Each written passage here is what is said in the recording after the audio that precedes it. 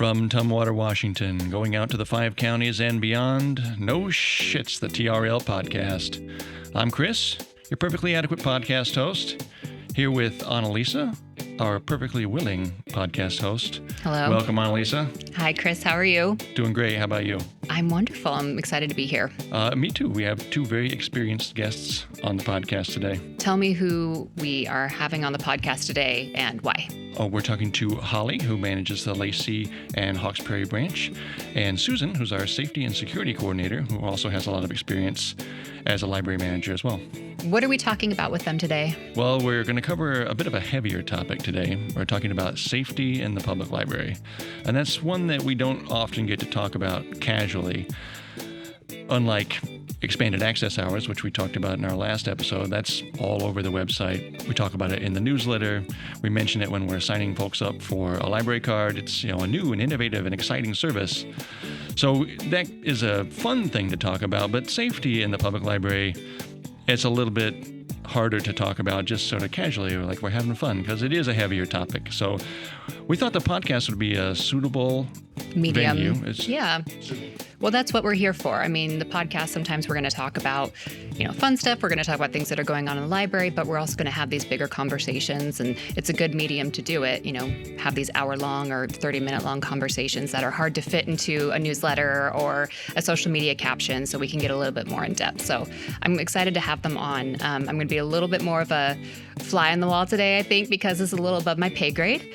But so I'm here to kind of absorb all of their knowledge on this topic, and I'm excited to hear everything they have to say. Well, this will be a challenging one for me too, because it's a bit of a serious topic, and I have trouble being serious about anything for longer than 10 minutes at a stretch. So we'll probably both just be sitting here and learning something. I think you can do it. We'll find out. I believe in you. Let's get into it. All right, we're here with Holly and Susan. Holly is the library manager of the Lacey and Hawks Prairie Timberland libraries. If you didn't know we had a library in Hawks Prairie, now you do. Check it out. It's a great little space there. If you're on the corner of Marvin and Martin at the Costco getting your 48 rolls of toilet paper and gallon of mayonnaise, swing by the Hawks Prairie library and check it out. And Susan is our safety and security coordinator. If you don't know why a library would have a safety and security coordinator, or what somebody like that would do, you'll hear all about that here in just a second. But I feel like I have to start off with a little bit of trivia about Susan, because most recently she was the library manager of the Centralia Library, where you worked for how long? I worked there for 17-ish years. 9 of them as library manager. Exactly. And that covers the year 2013, which is when I joined Timberland at the Centralia Library. So Susan is responsible for hiring me, and Twice. Actually, that's true. Twice. So if you are already sick of me 4 episodes in, you know where to direct your hate mail. So it's really all your fault. Yes. I like to take credit for everything Chris has ever done here. That's it's reasonable. For better or worse. Okay. I'll take that. So yes, blame her for having to put up with me. But welcome, 2 of you. It's lovely to have you here on the podcast, episode 4. And this is a discussion about safety in the public library. And both of you have extensive experience. I know we just heard from Susan, but Holly, you've been managing libraries for how long? Since year 2000. So I guess that'd be 24 years. Wow. 3 different systems. Timberland, of course, is the best and last. She has to say that. So we'll kick this off by having Susan explain what it is you do. So what is a safety and security coordinator? Why do we need one? So it was in response to a need to have more time and attention devoted to figuring out the things like, what are the library rules? How do we implement them? How do we make sure that it is consistently enforced across the district and make sure that everybody's rights are being respected in every library? And how do we prepare our staff to be able to handle the types of situations we end up dealing with in the library when we are welcoming all people? We end up seeing all kinds of things. Sure do. And we do want everyone to be prepared for that. And we need to make sure that we are doing all that we can to make sure the library is safe and welcoming for all the members of the community and for library staff. So your job is kind of taking these different projects and things that were spread out previously among different positions and kind of putting them all in one topical safety and security person. Right, because it's not that these weren't being addressed before. Right. It's just that they were one of many tasks for a bunch of different people. Right. And you, of course, were one of them. Some of those were my tasks. That's why I brought that up. Exactly. Yes, I've gotten to take some of that off, and you've also still been supporting a lot in my new role. And so having somebody who has the time to be able to spend a lot of time thinking about these things, preparing the staff, addressing following up after an incident. Right. It's been interesting seeing how much time it takes me, and then trying to imagine how other people were fitting that into their day. Yeah. For the folks who are not familiar with library hiring practices too, this is not a position that just came out of nowhere. We don't just make up a position and just pull the money out of the air. We had a vacancy from another coordinator who had left the library system. And so what we typically do in those situations is we examine what that role was and whether there's kind of a better way to do something. Well, you were kind of nodding along, Holly. I feel like you had something to say about that kind of load that was on library managers at that time. That's true. I have been doing in-charge training for the Timberland Regional Library District almost since I've been hired. I think I started in 2013 doing the training, and I've been here since 2012. And that's been a training that's endeavored to help introduce newly hired staff and to refresh staff that have been here for a while on the kinds of things that could happen in libraries and what to do in those cases. During the course of the time that I've worked as a library manager, those incidents where folks particularly are in need of different social services, we're seeing more of that in the library setting, as those are services that are very much in need, and library staff, other than a kind of basic introductory training, we're not social workers. We are library staff, and it's a different thing. So learning to adapt to that new environment and to the different patrons that we have coming in a way that we can serve them all equitably and make sure that they all feel safe and welcome in the library, very different walks of life, can be very stressful on supervisory and managerial staff trying to find ways to help staff learn to serve the public in these additional new ways. Yeah, you talk about preparing staff for all the different things that could happen in a library, and that's a lot of different things. You think about library work, you might have one picture in your head, but this covers the public. The public can behave in all kinds of different ways, and sometimes that's like benign weirdness. And, as a fundamentally weird person myself, I feel like I can say that. We have a lot of fun characters. We do. We really do. Yes. Yeah. Any librarian is good at a party. We have a lot of stories. And Chris, if I could, I'd like to interject with that. I think it's very important to remember that I want to say like 95% of the folks that come into our public libraries, whether they're a little weird or not, they are fine. They're great. We're happy to have them in there. It doesn't matter if they are coming from a middle-class environment or if they are looking for resources for the community because they are unhoused or need assistance.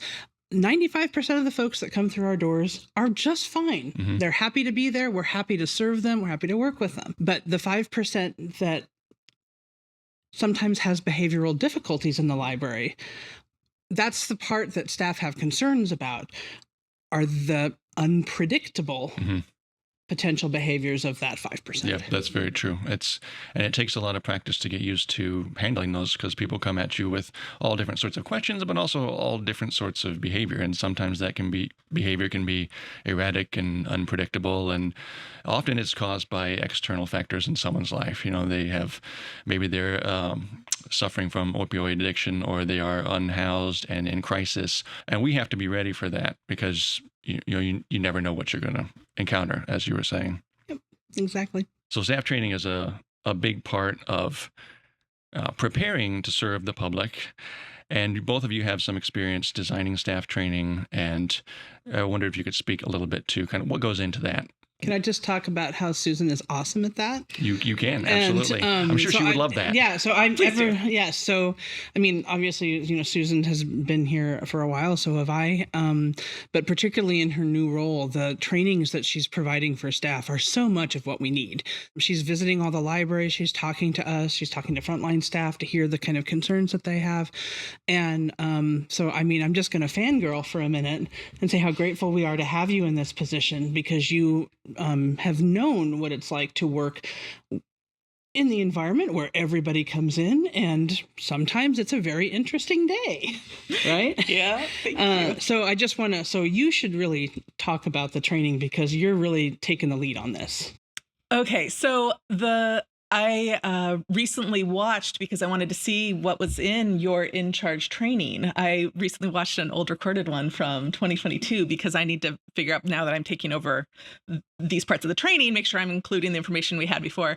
And one of the things I saw in there was one of the staff questions is like, well, what do you do if it's something completely unpredictable? And their example was like, what if a bear comes into the library? And you answered that so well. But I think that's the kind of thing, is that we haven't had a bear come into the library. Hopefully that's not a situation but we we'll have. could. But we could. We have 5 some counties. rural libraries. It could happen. Backwoods out there. Yeah. It really is. But also, I think that's just the kind of thing that the staff are thinking about. Is like, you can't tell us about all the situations that we might have. What do we do if it's just something completely random that no one ever told us what to do, and how to think through these things and be prepared, even if you're not specifically prepared for that specific type of incident. And we do see such a wide array of types of things in a library, and some of them become really routine and we get really good at them, and we can specifically, like, for example, sleeping is one of the most common things we deal with in the library, because we consider it a safety issue that if somebody's sleeping in the library, we don't know, are they asleep? Are they having a medical emergency? Are they overdosing? Mm-hmm. There's a lot of things it could be. And so we expect staff to wake anybody that they see sleeping and check in and say, are you okay? And it is a very uncomfortable situation to be in as a staff member, to be waking up a bunch of strangers. You wake people up, they're not at their best. So I know I'm not. It's going into a kind of difficult situation where they don't know you and you don't know them. Sometimes we really get to know the people, and it's someone who's been around a lot, and it's a lot easier in those cases. But we have to be able to prepare the staff for, how do you talk with the person? How do you do this without antagonizing, and how to be showing the respect and acknowledging that, like, you're concerned about their well-being. And so I've given specific scripts for how we talk through these things, because that is so common that we can really talk through, okay, the first time you wake someone, you can say this, and the second time you can say this, and the third time you do this. We need to really prepare them for those common situations. But then there's others that you don't know what could happen, and you just need to be able to wing it and know the basic principles about, like, if this seems dangerous, you're calling 911. So we need to balance the talking through specific scenarios with the general how to deal with things. And one of the really hard things in preparing staff to be able to handle these situations is that what we really want is for all people in the library to feel safe and welcome. And that includes staff, that includes the library patrons. However, I also have to acknowledge that succeeding in making everyone feel safe in the library is not achievable. That's true. Yeah. I can't actually accomplish that. And if that is my ultimate goal, I'm going to fail.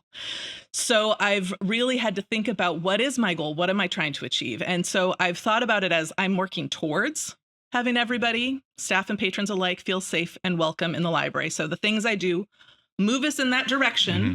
But the actual goal that I think I can get to, is to make staff feel prepared, because safety is so personal and it's so different for everyone. So, Holly and I might be facing the same situation in the same moment. That's a very good point. And one of us might be like, yeah, I'm doing fine. This is okay. And the other one might be, oh my gosh, I'm in real danger here. Mm-hmm. Like, this is terrifying.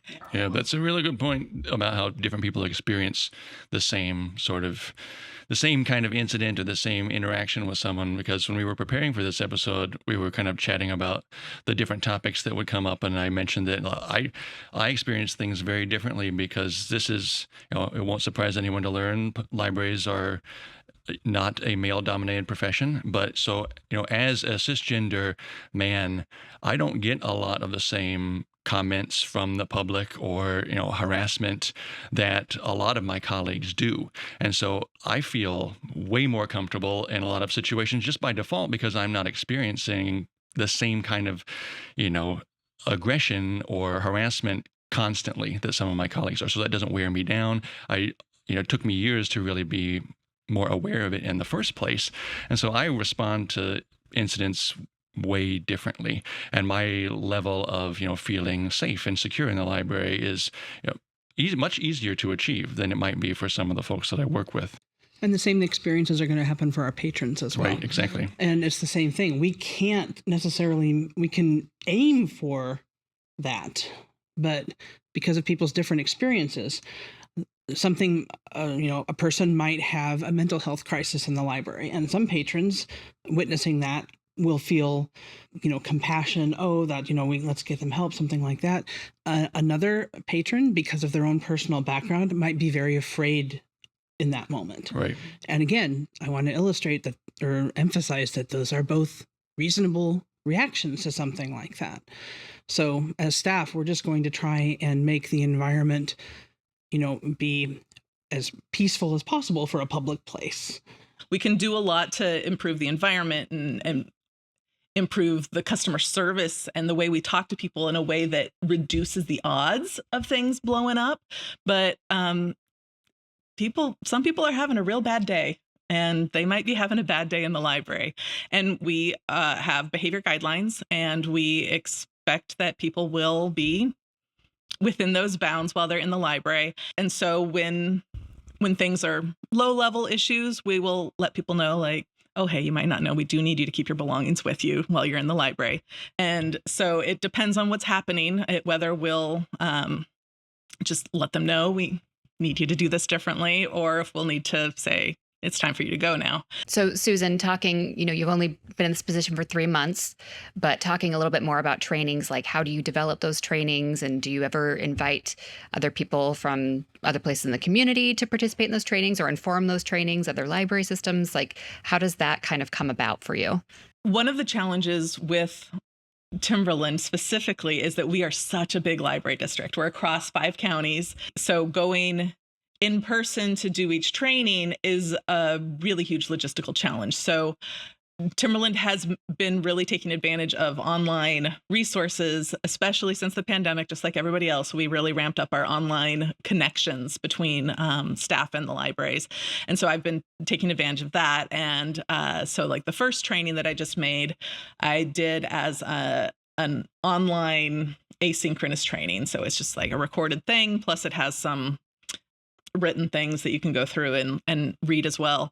Then we also do, sometimes we have live online trainings. So for example, in April, we're having another session that we've been doing for a couple of years now of naloxone training. And this overdose response, yeah. Overdose response. So naloxone is Narcan, and the Thurston County Department of Health is providing that training. So they come on Zoom and provide us training on how to respond in case of an overdose. Big thanks to Thurston County Public Health for partnering with us to help get the libraries the overdose kits and do all the training for us. They've been really excellent. And Chris was the one who coordinated all these for the last couple of years, and that's one of the things that I was they did all the work taken for me, away really, so, yes. as I take on the job. So I'm coordinating the next round. But so there's that, and then we have online training resources like there's Ryan Dowd is someone with a lot of experience working in shelters, and he provides a lot of online trainings about how to work with people who are in crisis and how to treat people respectfully. Yeah, it's really been an ongoing process in the time that I've been with TRL. We kind of react in the moment and find different community partners and presenters who can come and talk to staff, and then we also create a bunch of in-house things. But there's always something new, to bring in. We've done like de-escalation training. I don't think we mentioned that, but that's another one that's really useful.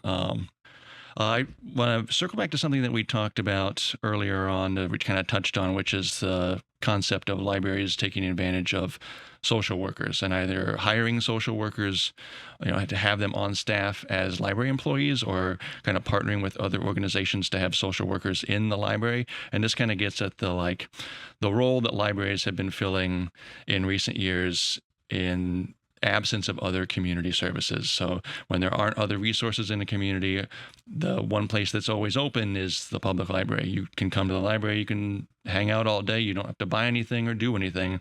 That's the beauty of the library. But we also kind of end up filling this role as a social service. And so this is not at all unique to Timberland. Libraries all around the country are experimenting with different ways to create these positions. And we have a social work intern actually in Lacey that you supervise, Holly. And I was hoping that you could talk a little bit about that experience. And then maybe Susan, you could talk about what we're looking at in the future. Yes. So this year's opportunity to work with a social work intern who is getting their undergraduate degree is a pilot project that we're doing with St. Martin's University. And as a social work student who is getting their bachelor's degree, there's some things that she can do for us in the library and some things that she can't. Several of the things that's been very helpful for us is she's been able to completely sort of revitalize all of our handouts for community resources that we can provide people who are seeking help in the community. So in her first semester, our social work intern, her name is Laya, did a lot of work contacting all of the various community organizations in our South Thurston County area to confirm that they are still open. What's intake look like, that sort of thing, so she can share that information with patrons who are coming in. This semester, it's been really great because Laya has been setting up every day in the library for 2 to 3 hours at a time with those resources at hand and a phone, and is available for patrons to stop in and chat with her, whether they're seeking resources or if they just want somebody to talk to for a little bit. She can do, library staff often don't have the time to, talk to a person who needs services and then call the shelter for them and work with them to see about getting a bed and then looking next to see warm handoff. That warm handoff, it takes a lot of time that we're just not really able to provide because of all the other services we're providing in the library. Yes, that's something that our social work intern can do. She's had a chance to build some nice relationships with some of our regulars, help them find resources that they need. A big bonus for us is that Laya speaks very fluent Spanish, so we've been able to help a lot of folks coming in who are not comfortable with their English yet, are still English language learners. But the thing she can't do is provide ongoing case management. That is not something as a student, especially as a student getting her bachelor's degree, she's not licensed to do that. And so there are potential different opportunities as we wrap up this pilot project. We'll kind of evaluate what worked, what was useful for us, share that with Susan. And then there's the opportunity to look and see, do we want to do more of that? Do we want to try and partner with students that are at the master's level, perhaps? And what can they do differently? Do we want to try and partner with community organizations? Is there a licensed clinical social worker that would be willing to spend a couple hours a day or a week at the library and can provide some of that ongoing services? So I think it's giving us a chance to really sort of explore a lot of the different things. And there are a lot of different ways that these programs can look. As you were just saying, Timberland has been looking at this and kind of doing our research for quite a while now. And actually last year, one of our public services managers and I met with a consultant who does this sort of work with libraries and has done a lot of research on what works and what doesn't in terms of, social workers' presence in the library and what some of those positions could look like. And should you hire your own? Should you find someone to partner with? And this is something that we're continuing to look at, but it's not my thing anymore. That's Susan. So can you go through that with us a little bit? Yeah. So as society has been shifting over recent years and the kinds of situations that people are seeing all over, that homelessness is way up, drug use is, with the fentanyl crisis, it's in a really bad place in a lot of our communities across the country. And so these issues that happen in the world, they also happen in a library. And we have seen the amount of need that our patrons have, that our community has just grown, and it's grown in ways that we aren't able to meet that need. And so, like a library, we're about information and referral. So we have served all segments of society, and that we've provided services. We can always provide computer access. Has been a really big thing that we've been able to provide to people who don't have the resources to have that at home, and they can use that to apply for jobs and connect with services. So there's a lot of services that we provide that are helping people who don't have homes or are in crisis. But there are many other things they need that are outside of our scope. Right. We're connectors. We're not case managers. Exactly. And so we generally have the kinds of resource handouts about like, here's where you can get food, or here's where you can get a shelter. And so the types of social work situations that exist in libraries, it's really been growing, and it's not just in the U.S. either. But there's many libraries that have been either hiring social workers or some have started to have like co-locations, like there'll be social work offices in a library. Or there'll be that social workers might have designated hours that they're in the library. And we've definitely done a variety of these kinds of shared models at a lot of libraries. Like there've been times where, like in the Centralia Library, that there was the Housing Resource Center would have hours that they'd come over to the library and be there during certain hours. And I know the Aberdeen Library is having social services have certain hours that they're being available in the library. So there's a lot of, and of course the internship in Lacey. So there's a lot of different kinds of things that have been happening, and that we've been able to help people in some ways there. So we really want to be looking at not just what people are asking for in the library, but what is available in the community. Right, and so we need to be talking with the community partners, because we work with a lot of community partners at the health departments and a lot of the social services agencies that are serving the community already. And so we want to connect with them, figure out what is available in the communities, what is the actual need in that community, and is it a need that we could meet? Would a social worker help? Is there something else that would help? So that's kind of my job, is to try to figure that out this year. Yeah, because you don't want to duplicate services that are already out in the community that maybe we just aren't aware of or haven't partnered with in the past. And of course, social work is different than in the moment crisis response too. It really is. We're kind of talking about two different things here, where like we have to be prepared to handle someone who's actually actively in crisis, and that's a lot of staff training. And then there's this other level of providing kind of a wraparound social services. And can we do that? Should we refer people elsewhere in the community? So these are, different things on the same general topic. One of the things, particularly in speaking about community resources for folks who are in crisis, who find themselves in our libraries, there are lots of opportunities for community partners that we have there. And so you've got both Olympia and the Lacey Police Department have crisis teams that you can call to help those folks.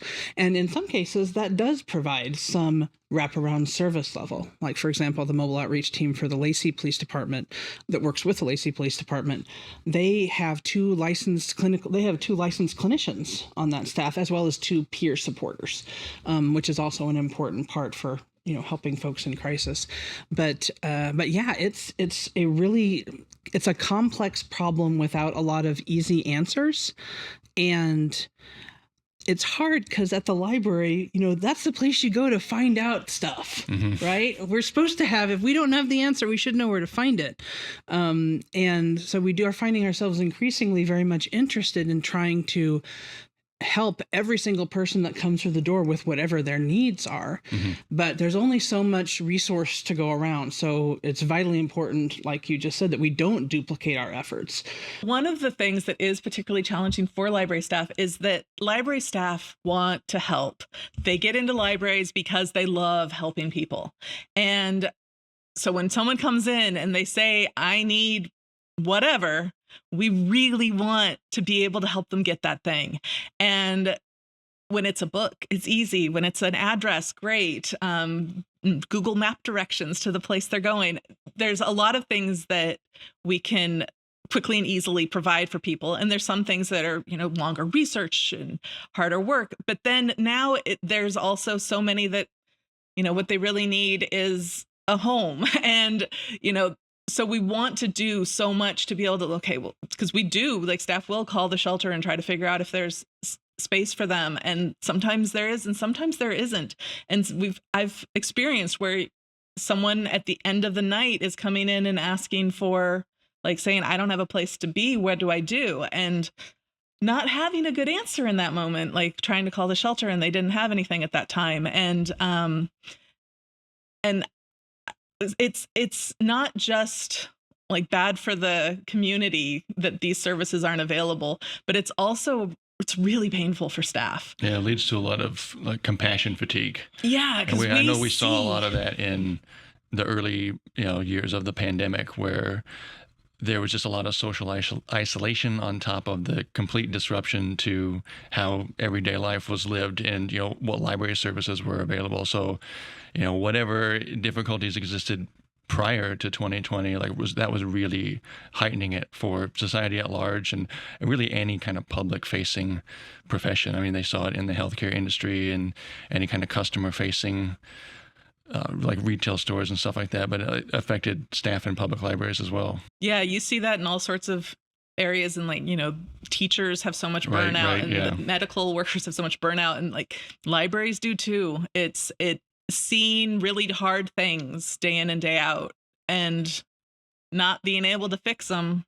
It's hard on people, and so we really want to provide as much support for the community and as much support for our staff as we can to make sure that they're able to be successful and feel like they're doing their jobs and they're doing it well and they're serving their community well, even if they aren't able to meet all of the needs of the community, and understanding where those boundaries are of this is what library service is. And if somebody is asking for something outside of that, then getting them to the right place is the thing to do, and not to take on the burden of, I need to solve this problem for this person.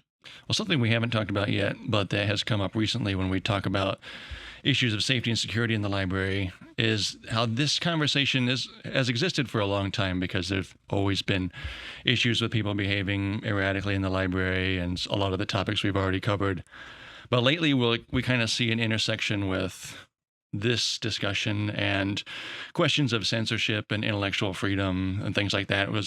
We'll see people kind of co-opting this language around safety to be like, oh, I don't feel safe in the library because there's materials here that I disagree with. And so I thought we could talk about that a little bit, because it's relatively new to this discussion around safety. So like if you come to the library and someone is behaving in a way that is disruptive, well, that's something we want to address. And we've talked about how we prepare for that.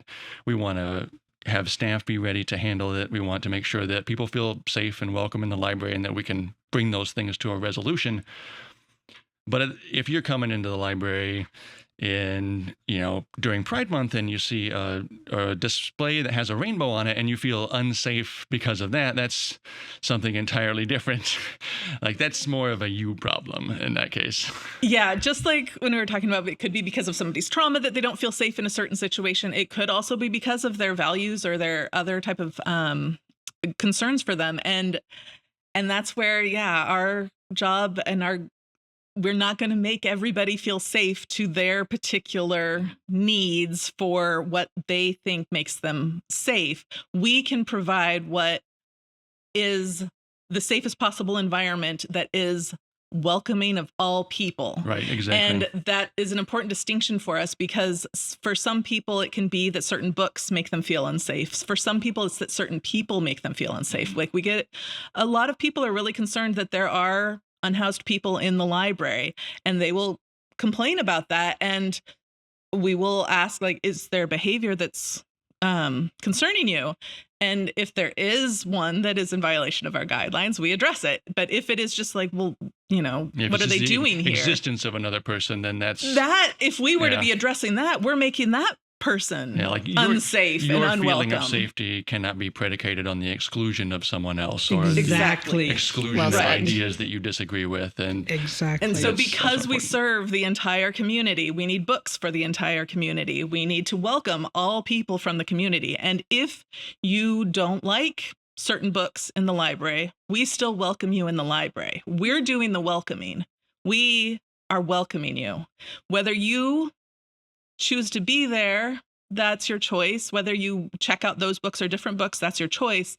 But we welcome everybody. And that's the part that we can achieve.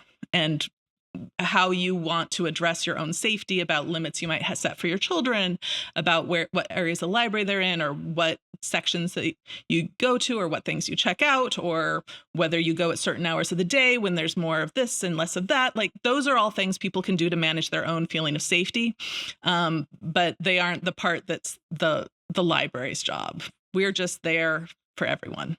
Correct. We're going to have displays that feature all different types of people in our libraries. And if walking into an area where there is a pride display, which features books which have same-sex couples on the covers, if that makes you feel unsafe, then my solution is don't check those books out, or go to a different part of the library where you might like to browse. But again, there's a difference between the safety of your physical safety and the safety of, I don't agree with this viewpoint. Yeah, but gay people exist. You can't. I'm really sorry. This feels really personal for me as well as for work, but you can't make it so that a certain group of people doesn't exist in your worldview. That is not a reasonable expectation of living in society. And it's not a reasonable expectation of entering a public place whose intent is to be welcoming and inclusive to everyone. Talking about kind of some reactions to materials that might be on display and how that makes, patrons say that they feel unsafe. How could those opinions and objections to those materials actually make staff feel unsafe? That is definitely an issue that we've been facing, as nationally there's been a lot more talk about library materials and trying to limit library materials. And there's been a lot of talk about groomers and calling library staff, saying that they are that we need to protect children from libraries and we need to protect children from library staff, and that anyone who provides these books are groomers. And these are, it's really inflammatory ways to talk about people. It is the kind of thing that does impact staff. It does impact how staff feel in the library. If somebody is saying that about them at a local church, at a council meeting, at on their Facebook page, in the library, these are all places that we've heard these kinds of things said, and it really does affect staff, because as we've said, staff are people who care deeply and want to serve their community, and to be talked about in a way that we're predators. That's definitely been used. It's so far from our reality, but it's really upsetting to hear that that's what people are thinking. And I think that a lot of people, when they are talking like that, they're looking very much at the institution. They aren't trying to say that Susan at this library is a predator. But when you say the library is full of groomers and predators, that is the implication, regardless. You do work there, Yeah. So it does have an impact on people, and it is the kind of thing that we've seen result in violence in other places, and people definitely are aware that when that kind of rhetoric is being used, it increases the risk of these things, and that is something that we are aware of, and we do think about, but it's also not something that we can solve. And so we definitely try to provide a lot of support to staff to make sure that they know what the library stance is, so it's really clear about this is what we do, and this is what we can do, this is what you can say, this is what you shouldn't really get into, pass that along up the chain, and so that people know how to handle these situations. But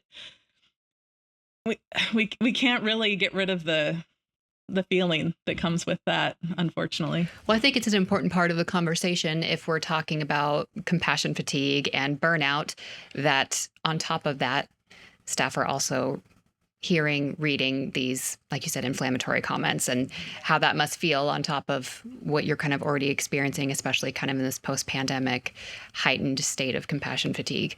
Yeah, everything in, nationwide, everything just seems heightened. And since the pandemic, a lot of things that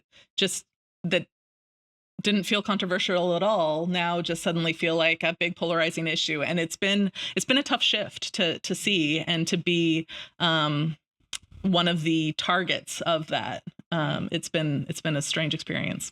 Well, I don't have anything to add to that. That's very well said. Thank you both. Well, let's turn this around a little bit and look forward to what we have planned in the future as far as safety and security is concerned. So I know, Holly, you touched on partnerships that we have with local community organizations, but that's something that we're looking to expand on a little bit in the future. Can you speak to your experience in Lacey? Absolutely. We've been working with LIA, with our social worker intern. We've also been doing a lot more in-depth conversations with the different resources that are available for folks who are in crisis or folks who do need, ongoing care. One of the things we did not know before was, until we had a member of the mobile outreach team from Lacey's, come over and talk to us, is that, those licensed clinicians can provide wraparound case management.